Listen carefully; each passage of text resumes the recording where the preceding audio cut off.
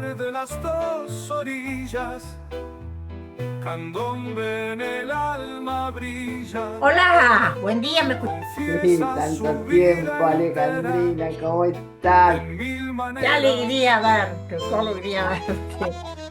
tango en su risa, Es la parte tango en del su Uruguay. llanto, Y ahora te voy a camina al mostrar de este otro borde entre lado. el sur Acá y está el el río La Plata, Wow, canto, con las dos el orillas. tambor que Bueno, porque da esto tiene que en ver wow. su con vos, ¿no pecho, es cierto? Tus sus dos pasos orillas. bailan en Sí, tiempo claro, deshecho. claro. Ha sido toda una historia de ir y Mujer volver. de las No nos contás dos un poquito esto de orillas, tus dos orillas.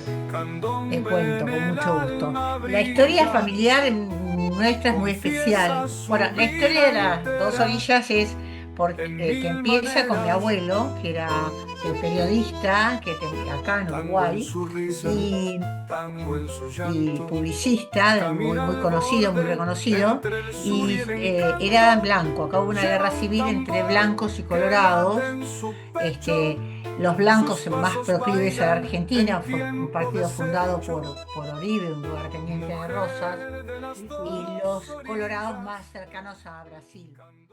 Y bueno, perdieron la guerra los blancos y mi abuelo que luchó en esa guerra y era partidario, se iba a quedar acá haciendo avisos fúnebres, ¿viste? Cuando los periodistas quedaste en el bando que perdió, te ponen a hacer Hablar de los... horóscopos, dietas para las chicas, ¿viste? Y en Argentina nace mi papá, que empieza a hacer también periodismo, publicidad además, y conoce a mi mamá, y se van a vivir a Bahía Blanca, tienen un diario en Bahía Blanca que se llama, que le hace la contra a la nueva provincia. Pero La no nueva sabía esa provincia, parte de tu vida, Alejandrina, porque vos sabés que yo nací en Bahía Blanca.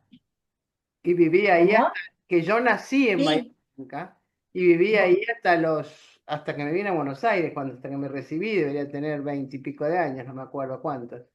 no me digas. Eh, Mirá qué casualidad. No hay sí. casualidad, no hay casualidad. No, no, no. ¿Y cómo se llamaba el diario? A ver si El lo... Atlántico. El El Atlántico. diario El Atlántico está frente a una plaza, está todavía el edificio, yo no sé si sigue Vos saliendo el sabés que diario, ya no creo. es posible que cuando yo hice hace unos años, no muchos, hice la Sí. historia, me pidieron que escribiera la historia del Teatro Municipal, entonces estuve Ah, investigando en diarios y cosas y me parece que vi recortes del Atlántico, te los voy a buscar, Mirá. te los voy a Sí, buscar. y ahí mi mamá tenía una columna todos los días que se llamaba Buenos días, amiga. Ajá. Que yo tengo la colección completa de las columnas, pero además mi hermana fue al diario y encontró los ejemplares, encontró las columnas de mi mamá publicadas. Bueno, Y hay eso fotos de mi papá publicado en esa época. tenés Mi que papá editar, lo, tenés que editar esas cosas de tu mamá o mezclarlas con las tuyas. claro, yo hice un documental ahora hace muy poco sobre Sí, mi sí, sí, sí, mamá, yo no pude ir a la presentación, pero lo vi. sí, que fue muy interesante porque marcaba también toda la época que vivieron mis padres, que vivió ella. Digamos, yo la tomo a ella, pero en realidad cuento todo el deroteo de la familia, ¿viste? Ese, porque mi papá fue ministro de Turismo de la provincia de Buenos Aires y como ministro de Turismo inauguró el hotel provincial, hizo la casa de la provincia en Buenos Aires, un montón de cosas. Pero Ujú. empezó a ser perseguido por Perón porque Mercante empezó a ser la opción Sí, del sí. peronismo sin Perón. Porque Mm. Perón evita en personajes con una personalidad muy marcada y con una mitología muy fuerte. Y lo En cambio, borraron del Mercante, mapa. claro, hacía lo mismo, hizo 1200 escuelas, hizo ferrocarriles, hizo de todo, pero sin la mitología esta que resultó irritante y que hasta hoy Hasta el día hay, de hoy, totalmente. hasta el día de hoy. Así que por esta persecución medio interna dentro del peronismo, te diría, porque bueno, Sí, no era pública. claro, no solo no era pura, sino que era, bueno, era Bueno, entonces sos ahí un sí, producto, es una vida muy politizada mi familia y mi vida. A Sí. veces yo muchas veces siento que hago escritura muy autorreferencial Mm, porque escribí mucho de política, fui periodista durante muchos años, familia fue una familia politizada, desde el desayuno se hablaba de temas de este tipo, de periodismo y de política. Entonces, bueno, a mí me costó mucho conectarme con el sentimiento, con la emoción, con las cosas simples de la vida, que a veces son tan importantes, ¿no? mm. Y entonces me parece que ahí fue algo de lo que me formó. Bueno, yo llego a Uruguay cuando tengo 2 años, o sea que yo digo siempre que yo nunca vine a Punta del Este. No, nunca elegí venir a Punta del Este. A mí me trajeron a UPA. A los 2 años de ahí, mi vida quedó vinculada con este lugar que es un paraíso y es maravilloso. Lo he reelegido muchas veces, seguro, porque es un lugar de mar, de paz, muy, muy tranquilo y muy bello, ¿no? Mm. Pero, Pero bueno, viviste muchos años en Argentina, o por lo sí, menos sí, estás yendo y viniendo muchas veces. sí, sí, yendo y viniendo siempre, y mis padres cuando vinieron acá se sentían exilados, ¿no? Y Mm, perseguidos por Perón primero, pero después cuando vino la Libertadora, que perseguía a los peronistas, mi padre ujú, había sido ministro de Turismo en un gobierno peronista, no se podía, había tenido un diario que había defendido el peronismo, ujú, iba a caer preso con la Libertadora, así que tampoco podía volver. Este, Hasta que no se hizo el acuerdo Perón-Frondizi, no pudimos volver a la Argentina. ujú. Cuando se hace el acuerdo Perón-Frondizi, mi familia, mi madre quiere que nosotras estudiemos allá, porque sentían que acá era el exilio, ¿viste? Era tierra de paso. Este, y, y bueno, lo que pasó con muchas familias de exilados, ¿no? Los menores nos quedamos pegados al lugar donde nos criamos. Claro. No entendemos este manejo que por qué van y por qué vienen, y bueno, los lugares de infancia son los lugares de infancia, ¿viste? Mm. Entonces yo tengo un vínculo distinto del que tiene mi hermana, que tenía mi madre, que era, no, vamos en verano y nos vamos. ¿Qué? La infancia, Alejandrina, la infancia es un refugio. ¿Es un refugio? ¿Es una Pregunto. pregunta? Sí, es un Es una pregunta, es un no refugio, lo sé, ¿no? Porque uno se no lo guarda sé. como los buenos recuerdos de la infancia, ¿no? La infancia es como que Sí, está libre y no es así, porque la infancia tiene tantos miedos y tantas situaciones difíciles, ¿no? O sea que sin embargo uno lo vive como los recuerdos de la infancia son como para mí son como un refugio. Uno se queda con claro, yo creo que con- depende también qué infancia ha vivido Sí, cada por uno, ¿no? supuesto, pensando en la infancia, no estoy pensando en las infancias traumáticas, no estoy pensando en las infancias Claro, infancias más o relativamente, menos relativamente comunes y normales, normales. Mm. claro. Claro, lo que me parece que se convierte en ese lugar ideal es porque no está la decepción, digamos. Después de cuando uno empieza a encarar proyectos en la vida, se empieza a decepcionar. Lo que le parece de lejos maravilloso, de cerca le parece muy bueno, y después cuando está adentro le parece mazo, y después le parece una cagada. Perdón la expresión. Entonces, esa decepción que pasa con todo, prácticamente en la vida, que a veces hay que remontarlo, ¿viste? Pero eso en la infancia no pasa.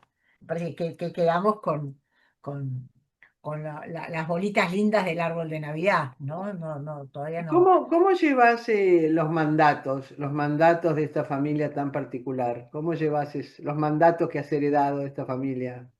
Me parece que me llevan ellos a mí más de lo que yo los puedo llevar a ellos. Vos sabés que yo hago acá, porque yo hice periodismo muchos años, Ujú, y periodismo fuerte, porque era corresponsal de diarios uruguayos en Argentina. Y quiero parar y armo un festival de cine en Punta del Este. ujú, Y hago el primer festival de cine argentino en Punta del Este. ujú. Cuando llego a la casa de mis padres, 2 meses después, abro un placar y encuentro una medalla que tenía mi papá por haber organizado el primer festival de cine de Mar del Plata.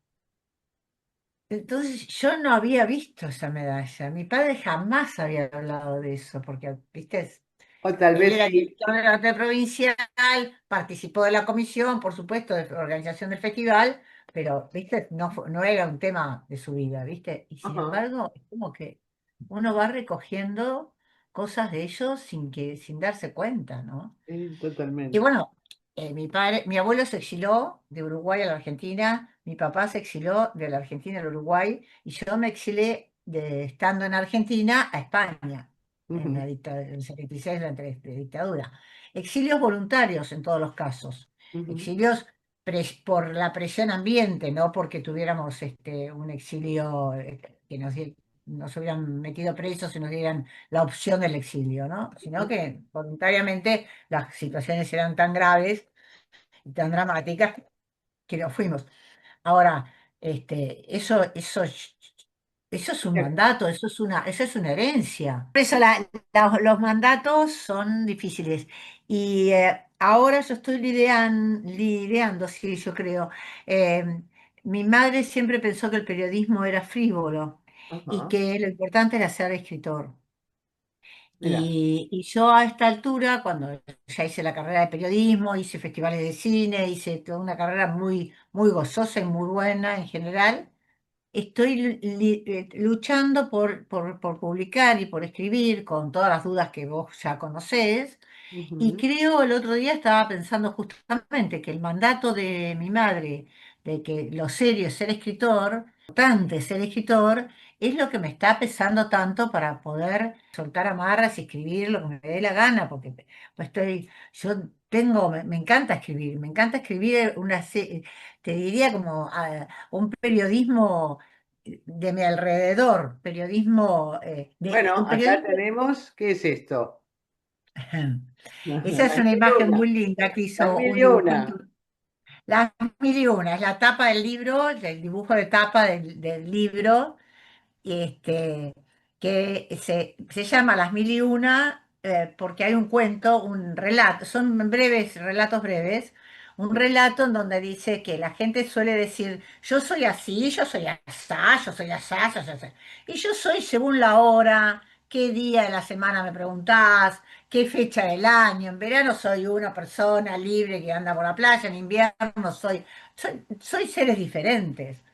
Pero soy seres diferentes de hora a hora. Cuando pierdo la llave del coche, yo que era atea hasta hace un ratito, me pongo a rezarle el responso a San Antonio y cuatro Padres Nuestros.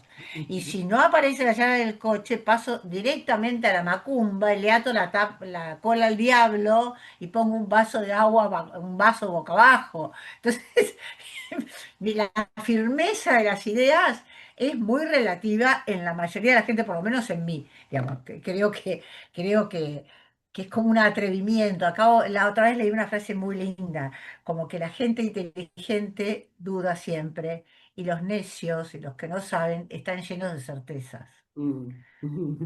¿No? Como me parece como peligroso eso incluso, porque realmente quien se ponga a pensar un poco en lo que es el mundo y el ser humano y todo, tenés que estar lleno de dudas, porque Sí, sí. por lo pronto por lo pronto la evolución es una evolución tecnológica, pero no una evolución humana, no una Mm. evolución del sentimiento, no una evolución del arte, ¿viste?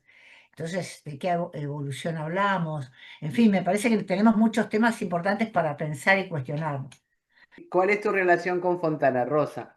Fontana Rosa, me mandan de un diario de Buenos Aires, yo trabajaba en diarios argentinos, creo que en este caso estaba trabajando en Tiempo Argentino, trabajé en La Razón, trabajé en Tiempo Argentino y trabajé en Sur. Mm, Yo era el Tiempo Argentino, me mandan a hacer una nota al negro Fontana Rosa, Rosario. Me mandan directamente, me pagan el pasaje para ir a hacer esa nota.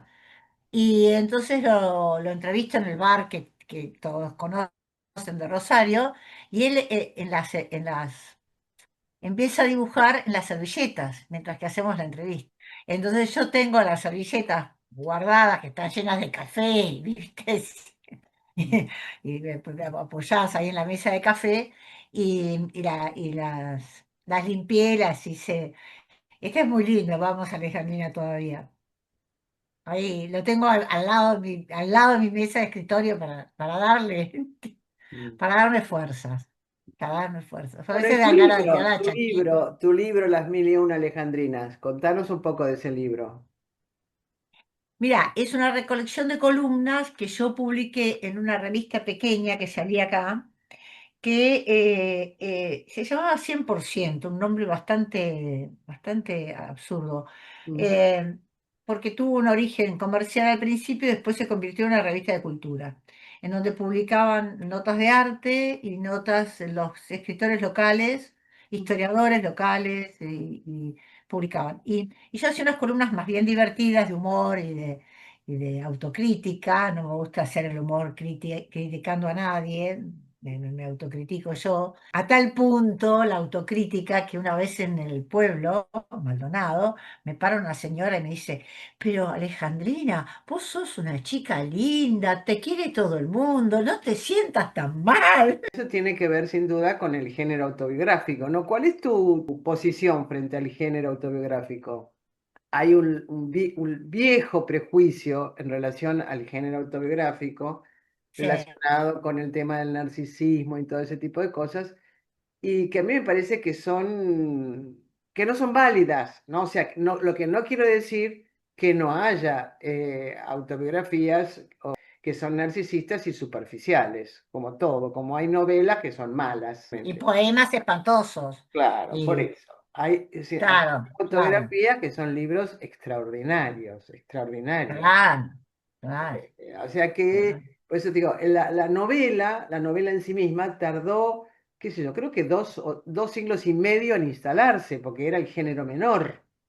Y vos Mira, fíjate que la autografía también fue un género menor hasta ahora que se está instalando por encima, te diría, de la ficción. En este momento la gente necesita verdad y por eso la novela copia la autografía, ahora al revés.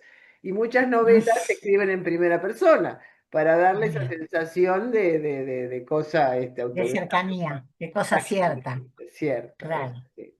cosa sentida. Bien, Claro, sí. No, a mí me parece que es un caudal enorme, que además es la unicidad, digamos, la vida de cada uno es verdaderamente único y original. Después totalmente. estamos Todo lo transitando, demás está dicho. lo demás está ahí. Lo que no está dicho es lo tuyo. O lo puede decir cualquiera, digamos.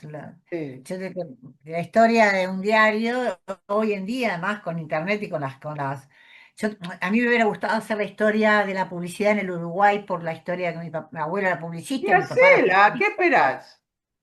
Que lo haga la inteligencia artificial cuando esté toda la información arriba, ¿viste?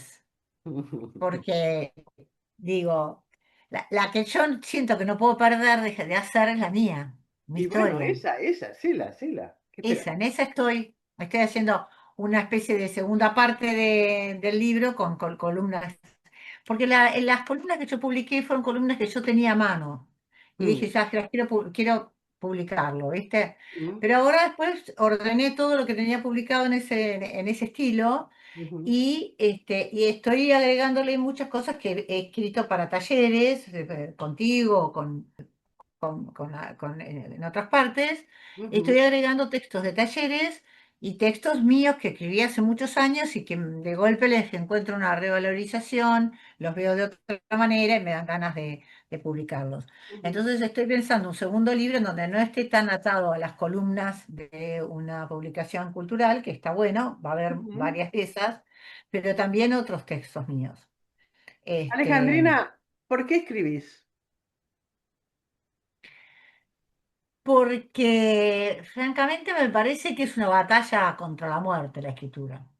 Sí, es verdad, Este, es Me verdad. parece que si yo no cuento y dejo escrito lo que es lo Y que sobre todo la siento, autobiografía es una batalla contra la muerte, también la escritura en general, pero sobre todo la escritura autobiográfica. Hay muchos escritores autobiográficos que hablan sobre eso, ¿no? Sobre escribir justamente contra la muerte.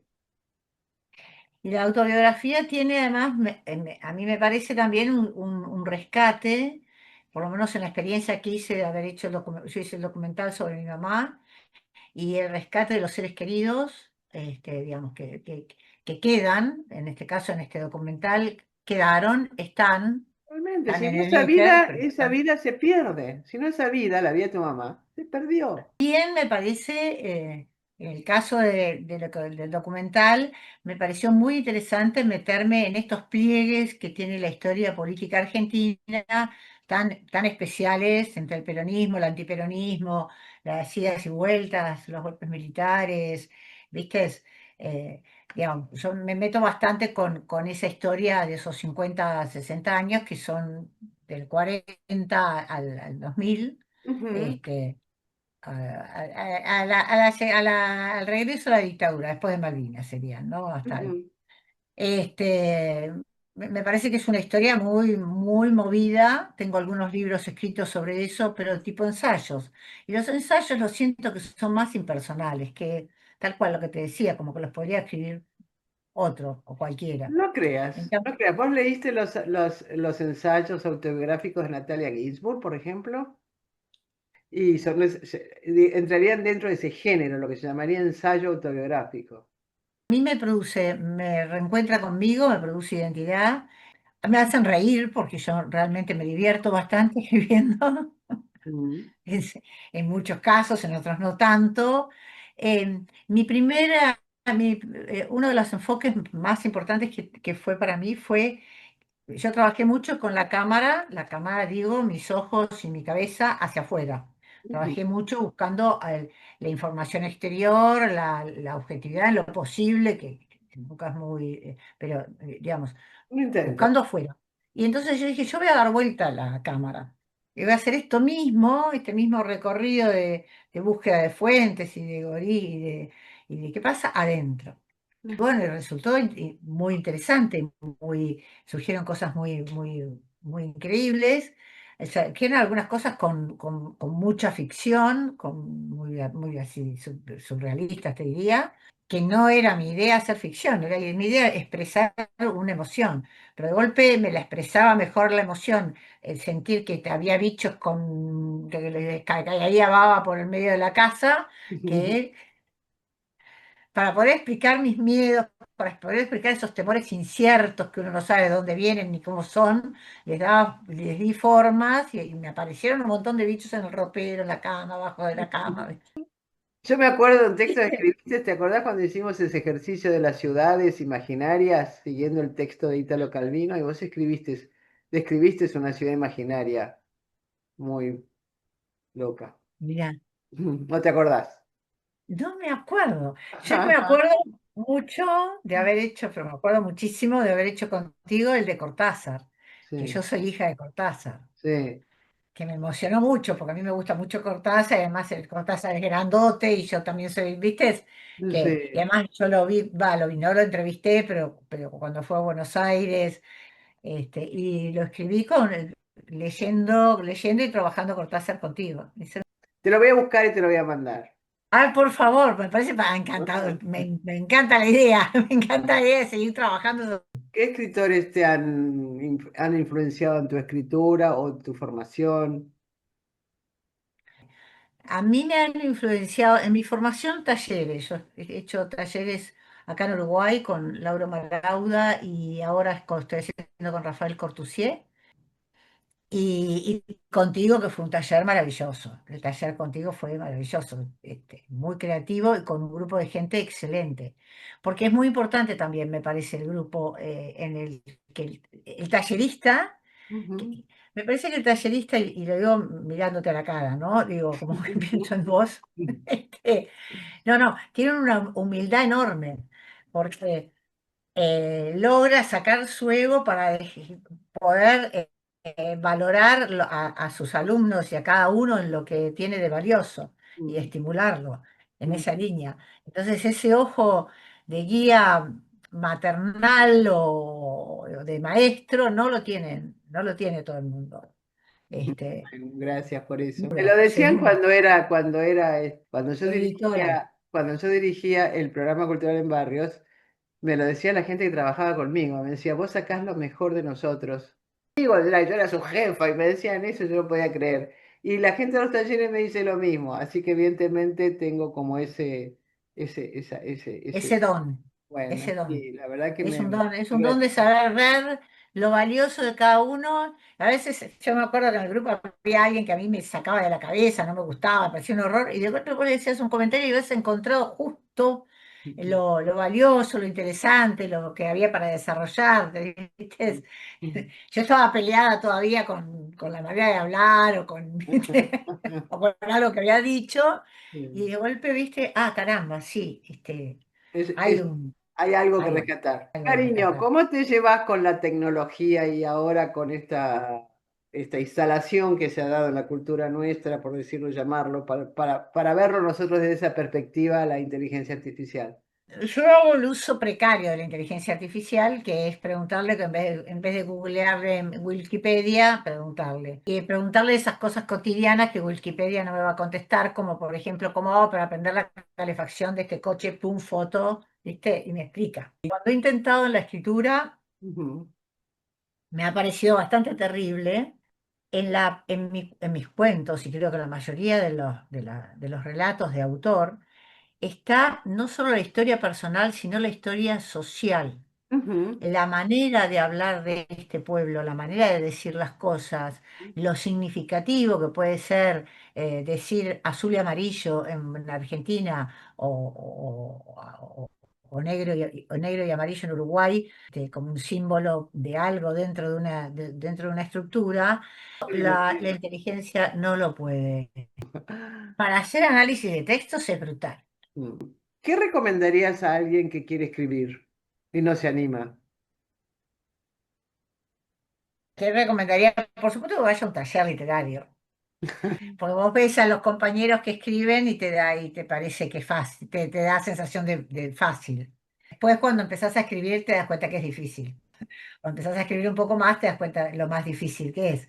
Mm. Pero porque además empezás a hacer comparaciones con lectores y con lecturas y demás, y ahí el baile Ahí se te pone mata. difícil. Cuando te comparas, yo pido que en general no se comparen, porque si te comparas, No, uno no puede compararse, pero sin no, se duda puede, cuando pero más se sí, mete pero por con... ejemplo, pero sí digo que pueden copiarse, en el buen sentido, ¿no? Copiarse para aprender, Ah, ¿m? O sea, ah. copiarse para aprender, no para copiarse, sino para ver, bueno, qué estructura, cómo encaró, qué recursos utilizó. A mí me parece que lo más importante que pueden dar un profesor es, aparte de esta valoración, es eso, los recursos. ¿Qué no vas a leer? A ver, Amores Perros, qué lindo nombre, ¿no? Sí, Te voy a leer. dale. Cupido llegó a mi jardín. Mi gata está en celo. Tenés que castrarla, me alertaron amigos y vecinos. Mirá que el celo dura muchos días y no te va a dejar dormir. Sin embargo, por ahora estoy fascinada. Mi gatita, jaspeada en amarillo y negro como un felpudo, ha resultado de lo más exitosa.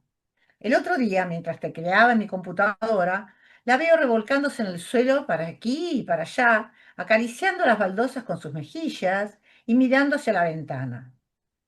Ahí descubrí a un costado un robusto gato gris, perfectamente sentado con sus dos patitas adelanteras, de forma que la raya pasaba de una pata a la otra con la prolijidad que tienen los dibujos de Hugo, es el dibujante de la revista, ¿no? Ujú. Bueno, el gato gris, ¿el gato gris o el gato negro? El gato gris. El gato gris miraba alternativamente las expresiones seductoras de la gata, que ya no sabía qué hacer para atraerlo, y a mí. Sin duda mi presencia lo intimidaba porque estaba acostumbrado a que lo eche de mi jardín cada vez que lo veo rondando por allí, para que no se coma la comida de mi gata. Entonces, con discreción, cerré la cortina. Las parejas necesitan intimidad, pensé. Pero como buena mamá de la nena, dejé entreabierta apenas la cortina como para bichar a ver qué pasaba. Fue como una señal. Él avanzó sobre la gata, mordiéndole el cuello una y otra vez hasta que por fin pudo subirse.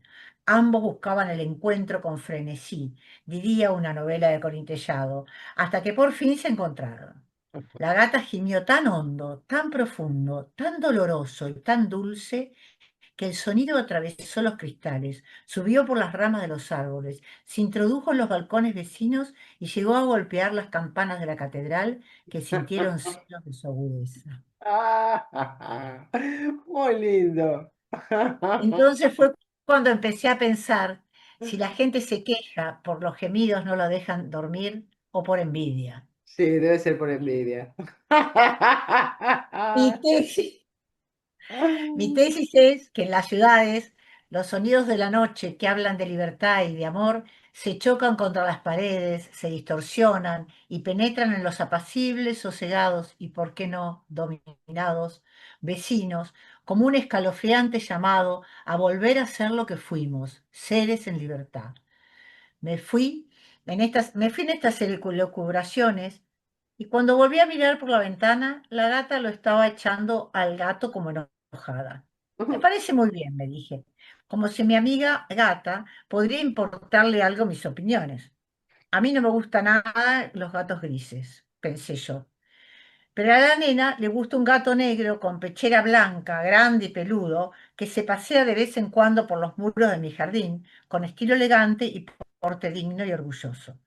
Como si me hubiera escuchado y quisiera complacerme, al otro día, cuando el sol se filtraba por las ramas del níspero, dándole un color casi rosado al patio, veo al espléndido gato negro sentado junto a ella. Ambos miraban hacia el parrillero como si fuera una televisión o una estufa de leña. El banco de la plaza de gris cemento, donde se habían ubicado, venía a ser el sillón del living. Las cabezas a poca distancia, uno... Lo corto acá, porque me parece que lo divertido fue la Sí. primera parte, ¿no? No, pero Sí. buenísimo, buenísimo, Alejandrina, y la reflexión sobre la situación me encantó, me encantó. En Bueno, fin, Ale, una alegría verte. Y bueno, y seguimos igualmente. charlando, vamos a ver si sacamos adelante ese libro que está pendiente. Está acá, está en papelito, ¿viste? Está todavía, está calentito. Virginia, igual aprovecho esta oportunidad para agradecerte todo lo que yo recibí en el taller, tanto de enseñanza, de mirada, de humor, de afecto, como de maravillosas compañeras y compañeros que están en mí, están en mí. A veces No, lamento vos no sabés estar que cada en tanto siempre tenemos igual el mismo link, así que cada tanto podés entrar y decir hola acá, chau, hola y chau. Ah, qué lindo. Sí, sí, sí, sí. Solo que Sí, sí, cambiamos a sí. los jueves a las 10 de la mañana. Ah, bien, bien, bien, bien. Lo voy a agendar para entrar alguna vez. Y Y saludar. nada, hay gente maravillosa la que he conocido en el taller, y además el crecimiento que han tenido es un ejemplo de, bueno, de lo que funcionan los talleres, ¿no? De hecho. Bien. Te agradezco muchísimo además de este espacio, de esta nota, y me pareció muy divertida y muy linda.